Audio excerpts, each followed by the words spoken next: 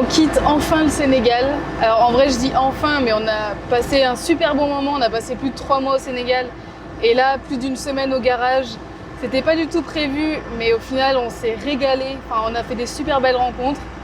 Mais enfin notre Jojo refonctionne comme il faut, on a eu une super bonne étoile parce qu'on aurait pu avoir la pire casse qui puisse arriver pour un véhicule, mais il fonctionne. Et là, on est en route, on est en fin de journée, on va direction la Guinée-Bissau, on va passer la frontière. Et après, on rêve de cette plage sur laquelle on va se poser, ça va être trop bien. Et découverte d'un nouveau pays, d'une nouvelle langue, de plein de nouvelles choses. Donc ça va être trop trop cool. Bienvenue sur cette chaîne YouTube. Je m'appelle Olivia. Depuis plusieurs années, je réalise des reportages pour partager différentes cultures du monde et donner la parole à des personnes inspirantes. Et voici Charlie, ma copine. En septembre 2021, on est parti à bord de Joe, notre Land Rover qu'on a aménagé nous-mêmes pour partir faire le tour du continent africain. Aujourd'hui, il est temps de continuer notre belle aventure. N'hésite pas à t'abonner à la chaîne pour suivre tout ça.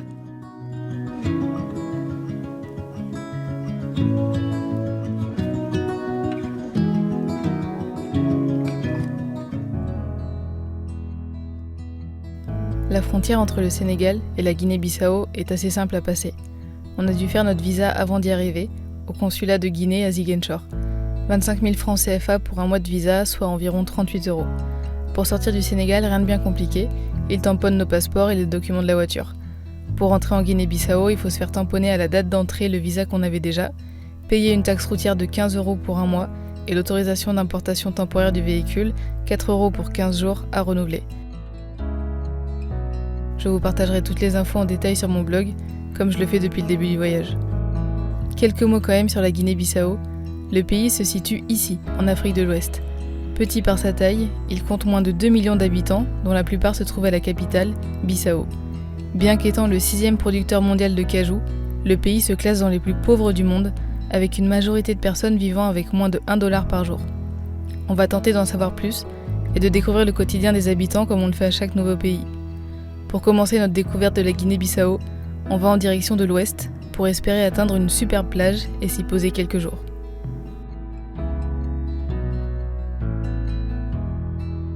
Ça y est, nous sommes en Guinée-Bissau. On a quitté le Sénégal un peu tard. On voulait rouler jusqu'à une plage qui a l'air super cool. Sauf qu'en fait, on se rendait pas compte que ça allait prendre autant de temps. Parce que c'est de la piste pas en super bon état. Donc on a roulé, mais là il commence à faire trop nuit et voilà, on connaît pas encore le pays. La piste, il y a des bons trous remplis d'eau, on a un peu patiné dans de la boue à un moment donné, donc on va pas risquer d'être coincé en plein milieu de la nuit. On s'arrête à mi-chemin, il fait un peu frais, c'est super calme, donc je pense qu'on va être bien pour notre première soirée en Guinée-Bissau.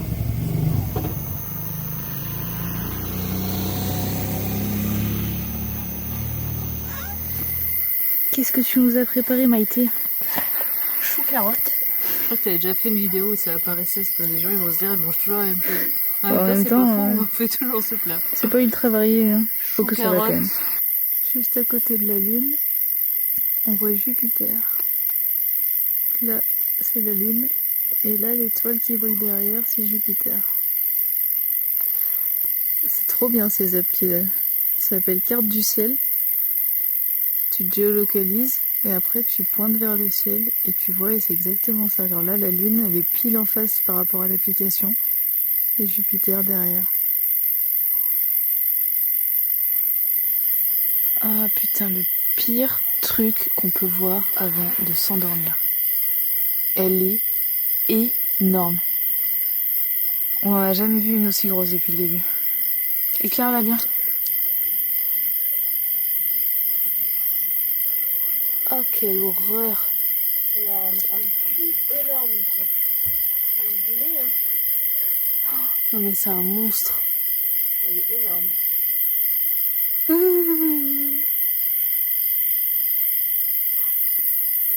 Oh non mais c'est mon angoisse. Et encore on la voit.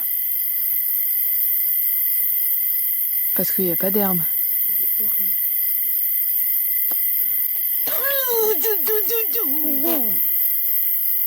Bon, l'araignée n'est plus là, c'est pas plus mal. Ça nous a fait une belle frayeur pour commencer ce premier bivouac en Guinée-Bissau.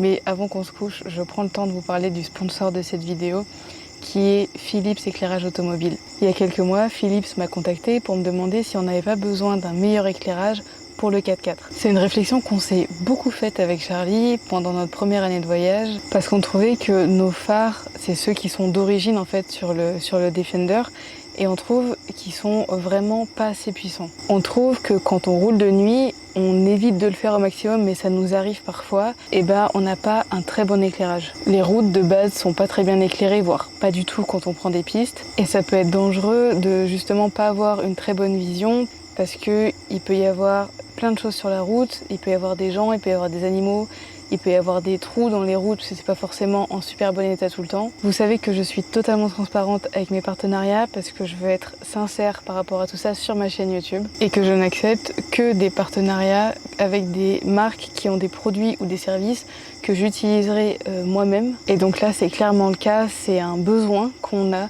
Donc je suis contente d'être en partenariat avec Philips Éclairage Automobile pour cette vidéo et je vous en parle davantage demain matin parce qu'on va changer nos phares avant de quitter ce petit spot.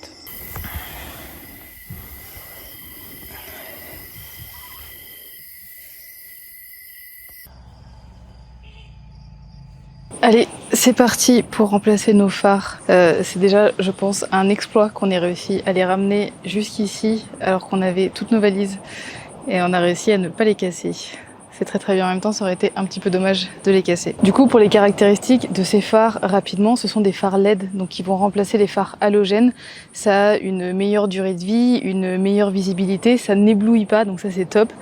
Et ça va jusqu'à 5000 heures d'utilisation, donc je pense qu'une fois qu'on va les changer, on va être un petit peu tranquille pour quelques années. Donc là, on va avoir de la lumière blanche, de la lumière forte. Et ça va nous changer pas mal de choses quand on conduit la nuit ici sur le continent africain.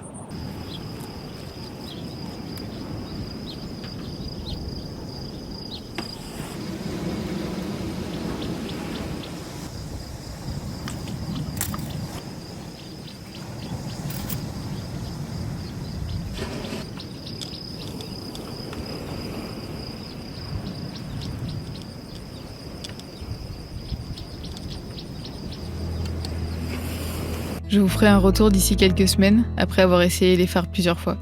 Mais on voit déjà la différence entre les anciens phares à droite et les nouveaux à gauche. Ça peut paraître être un détail pour certains, mais je peux vous dire que pour notre confort de conduite la nuit, ça va changer beaucoup de choses. Je vous laisse toutes les infos des produits dans la barre de description. Et bom dia, comme ils disent ici. On essaye d'apprendre quelques mots en portugais. En tout cas, on se réveille tranquillou, il y a un petit peu tout le village qui vient nous dire bonjour, qui sont assez curieux de nous voir avec la voiture au bord du village. Donc c'est assez cool. On voit des sourires, on essaye de faire des premiers échanges, donc c'est quand même chouette comme réveil. Bon dia. Et on a eu très froid cette nuit. Ah oui, j'avais les pieds gelés. C'est fou la différence, alors qu'on est à une heure même pas de la frontière du Sénégal, et on a eu super froid cette nuit. C'est comme la tente qui les intrigue le plus à chaque fois. Ouais.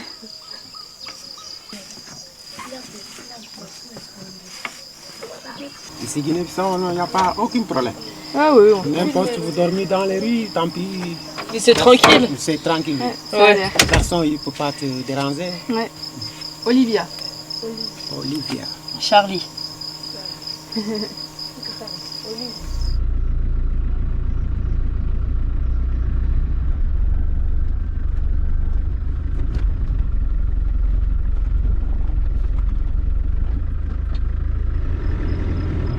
Au revoir. Merci. When we wake, hear the birds and see the sun. Side by side our fears are done. Oh, the good times just begun.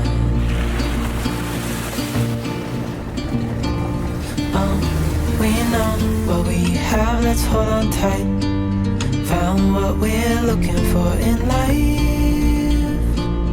Call us crazy. C'est dans ce genre de moment qu'on comprend pas trop pourquoi on paye une road tax. Alors, en soi, la piste est géniale. Pour voilà, quand t'as un 4x4, franchement, c'est un pur plaisir. Bon, elle est un peu longue, mais c'est franchement super cool. Mais du coup, c'est un peu... voilà, on comprend pas trop le fait de payer des taxes pour l'entretien des routes, sachant qu'il n'y a clairement 0 entretien. Mais c'est chouette, ça remet un petit peu de Jojo en jambes, avec quelques petits croisements de ponts, des petits dévers, des branches, de la bonne bouillasse. Olé! Alors, franchement, c'est cool, ça fait plaisir de retrouver le 4x4 et la sensation de prendre une piste. Tu sais pas exactement où ça va te mener, mais c'est déjà une sacrée aventure juste de prendre la piste en fait. We know what we have, let's hold on tight. Found what we're looking for in life. Call us crazy, but things are finally right. With you and I, the future is bright. Petite pause technique. On s'est fait un peu surprendre par toutes les flaques. Et il y a eu des petits à-coups et après le moteur a calé, donc on se demande si on n'est pas allé un petit peu trop vite. Donc là on fait une petite pause pour être sûr, on ouvre le capot pour que ça sèche. Voilà. Du coup on apprend notre premier mot portugais qui est Tudo bem. Tudo bem. Enfin on espère, Inch'Allah. Ouais. Ça paraît normal, non? Ouais, à part ce bruit d'air là quand même, d'habitude c'est pas autant mais... Ouais, on fera attention, on va voir déjà en reroulant. Bon, je vais pas vous spoiler tout de suite la fin de cette vidéo, mais vous vous doutez bien que c'est pas du tout à cause des quelques gouttes d'eau que le moteur a reçu qu'il a calé tout seul. On espérait vraiment que ça soit aussi simple. Before I sleep, hear the crickets, see the moon. Side by side and through. No limit to what we can do. Oh, we know what we have, let's hold on tight. Found what we're looking for in life. Call us crazy, but things are finally right. Wouhou! La plage! Putain, on n'a jamais été aussi heureuse! Est-ce qu'un petit spot là, les fesses vers la mer? Oh là là! Ah, je suis trop excitée, bordel! Trop d'excitation, ça a été un périple pour venir jusqu'ici, bordel! Oh. C'est bien?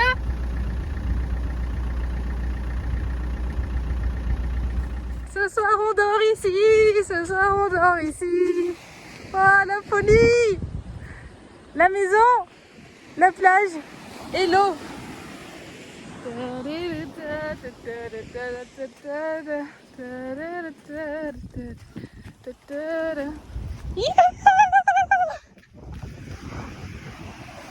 Enfin l'océan! Oh, elle est trop bonne, elle est chaude! Oh la brosse est trop chaude!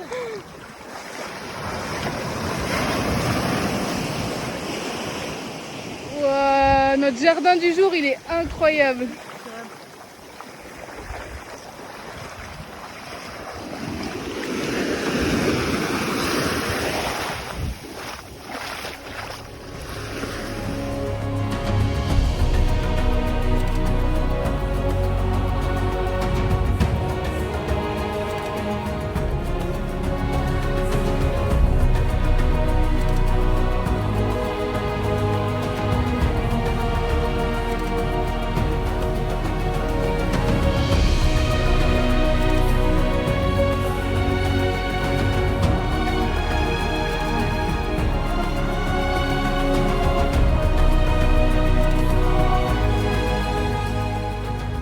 Là, il y en a qui doivent se dire, mais pourquoi elles sont aussi excitées d'arriver à une plage, outre le fait que le spot est absolument incroyable.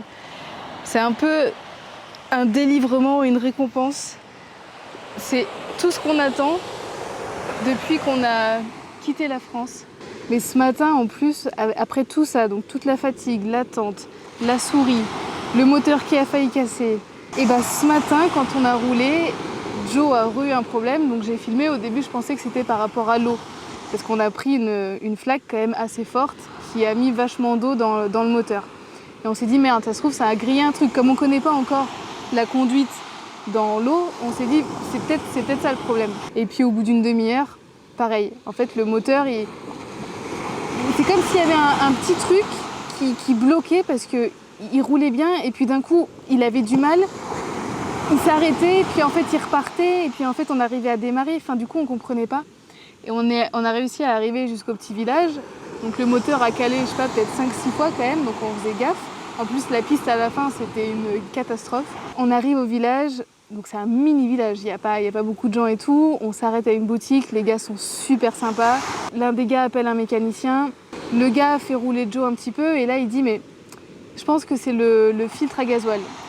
Nous on n'avait pas tilté ça parce que le filtre à gasoil on l'a changé en Mauritanie quand on a fait la vidange, la révision, donc voilà, pour nous il n'y avait pas de quoi. On a changé le filtre et en effet le filtre là, donc qui a même pas 6 mois, il était encrassé, c'était tout noir dedans, il y avait du sable et tout, il l'a vidé, c'était vraiment dégueulasse. On a mis le nouveau, on a roulé et là tout va bien, donc on espère que c'est bien ça, que ça va durer. Et on nous a conseillé quand même de démonter le réservoir d'essence et de le faire nettoyer parce que peut-être qu'il y a des résidus. Ici, il n'y a pas toujours du très bon gasoil. Nous, on essaye autant que possible d'aller dans les grandes stations, mais des fois, on ne peut pas. Et même des fois, dans les grandes stations, ils n'ont pas forcément du super gasoil. Quand on arrivera à la capitale, à Bissau, on ira chez un mécanicien pour qu'il nous fasse tomber le réservoir, qu'il nous lave à fond. Et comme ça, on repartira avec un réservoir en bonne santé autant que possible. Et on espère que tout va tenir là parce que franchement tout à l'heure, je pense qu'au bout de la 2e ou 3e fois où Joe a calé, moi j'ai eu les larmes qui me sont montées parce que j'étais à bout. On rêve de cette plage, de ce bivouac, c'est le premier vrai bivouac sauvage qu'on fait depuis qu'on a quitté la France. Donc c'était un peu le but ultime de ce retour, c'était de reprendre l'aventure et de faire un bivouac comme ça. Et là, à chaque fois il y avait un truc.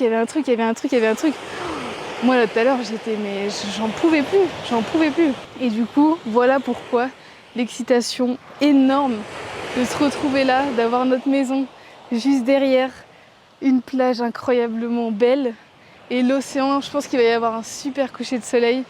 En plus, depuis la tente, on va pouvoir voir l'océan, c'est magique. Et c'est tout ce qu'on attend depuis qu'on a quitté à nouveau la France pour faire cette nouvelle année de voyage.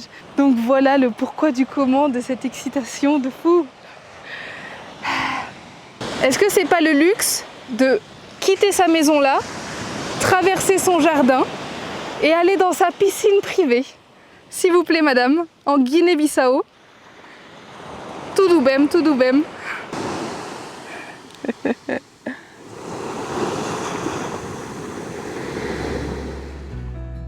Décidément, ce voyage nous fait vraiment passer par tout un tas d'émotions. De la peur d'une panne, au stress de ne pas comprendre ce qui se passe, jusqu'à l'état d'euphorie complet quand on relâche enfin nos nerfs. On peut dire que cette aventure est palpitante et ne manque pas de rebondissements. Certains dont on se passerait volontiers parfois, mais au final, c'est bien ces moments-là qui créent des souvenirs indélébiles et souvent qui nous permettent de faire de superbes rencontres.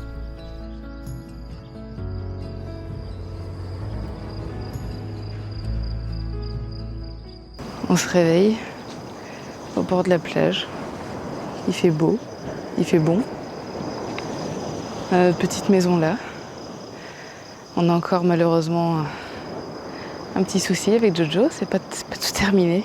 Hier on a voulu le démarrer pour l'avancer et il a eu du mal à démarrer sans qu'on accélère, donc sans qu'on le décrasse. Donc on sent que dans le système, quelque part, il y a encore un truc qui est encrassé.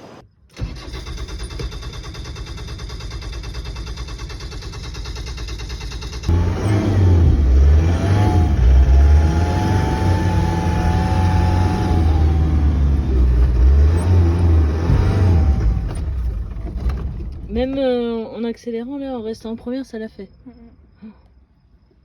On va voir s'il y a des petits trucs qu'on peut faire en attendant. C'est encore toujours un peu de stress quand même. Hier on était super excités, super heureuses. Et là ça nous a mis un petit coup encore au moral. Alors heureusement il démarre mais avec beaucoup de mal quoi. Ça va le petit travail déj matinal dans ta petite maison, vue océan. Pas dégueu, pas dégueu. C'est à mon tour. Est-ce qu'on peut prendre un instant pour apprécier quand même la qualité de ce petit micro sans fil?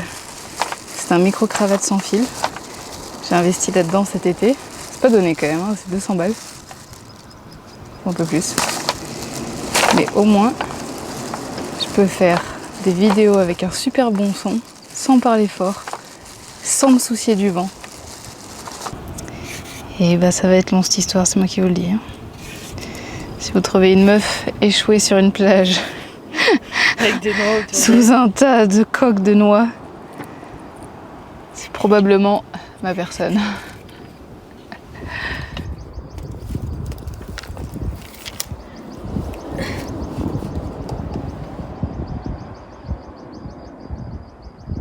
Par rapport à notre problème qu'on avait encore avec Joe, le fait qu'il broutait, qu'il calait et que du coup on n'était vraiment pas sereine là de rouler encore. On a eu pas mal de conseils, donc notamment un grand merci à tous nos amis un peu pro Land Rover du Maroc, que ce soit Xavier, Hassan, Abdou, Ali, qui voilà, sont toujours présents, ils nous ont envoyé des conseils et tout, vraiment pour nous aider. Et puis un grand merci aussi à Justin, qui est pas très loin de là où on est, qui est dans le pays voisin.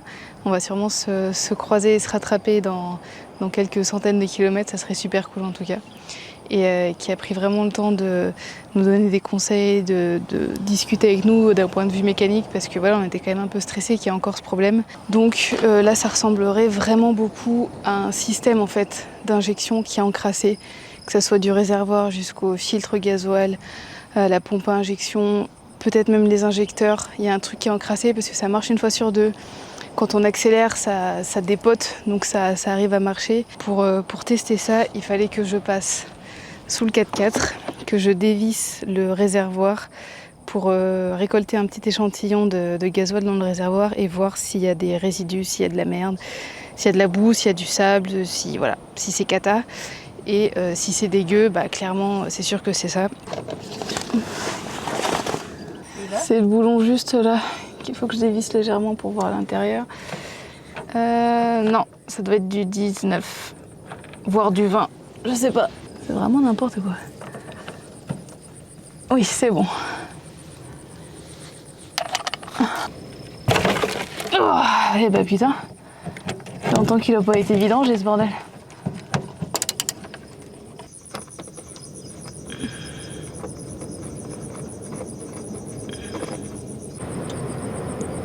Là, on voit qu'il y a des bulles plus claires que le reste.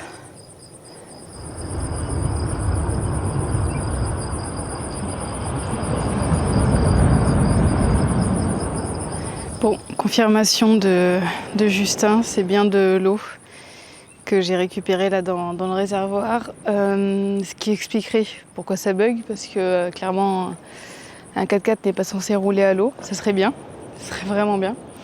Mais non, à chaque fois en fait qu'il y a une petite panne, on comprend de mieux en mieux comment tout fonctionne, quelles peuvent être les causes de certaines pannes. Donc on va essayer d'extraire un petit peu d'eau quand Joe ne bouge pas, essayer d'extraire voilà, un peu d'eau vu que l'eau est plus lourde, venir prendre le maximum.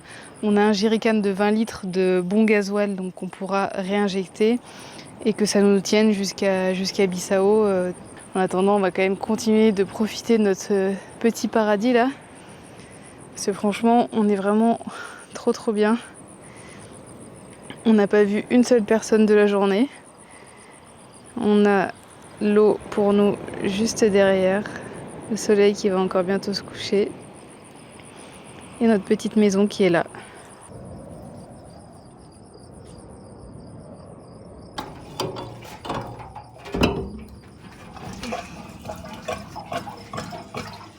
Allez, j'arrête cette vidéo ici, on peut rien faire de plus nous-mêmes. On a fait ce qu'on pouvait, mais là il faudra faire un check-up à la capitale dans quelques jours. On a essayé de nettoyer un maximum de choses, de démonter des petits trucs, de souffler dedans, de décrasser quelques trucs. Ça va mieux, Le plus important, ça va être de voir comment il se comporte sur la piste quand on va faire 50 km de piste à bas régime, où le moteur va être quand même vachement sollicité. On ne sait pas exactement d'où ça vient. Là, ouais, ça va mieux. La dernière fois qu'il a démarré, là, il a bien démarré, il a bien roulé, il n'a pas calé. Donc on ne sait pas. Si vous avez des idées, n'hésitez pas à les mettre en commentaire. Le temps que cette vidéo sorte, je pense qu'on sera déjà allé. On sera déjà à la capitale depuis quelques jours, mais voilà, tous les avis sont bons à prendre. En attendant, on va rester dans le déni encore quelques jours et on va profiter de cet endroit absolument magnifique. On en rêvait de cette plage, on en rêvait de ce bivouac et ça atteint toutes nos attentes. On se sent vraiment très bien ici et on a décidé de rester pour une semaine, 10 jours peut-être, parce qu'on a fait des très belles rencontres. Je vais vous montrer ça dans l'épisode de la semaine prochaine. À dimanche prochain pour une nouvelle vidéo.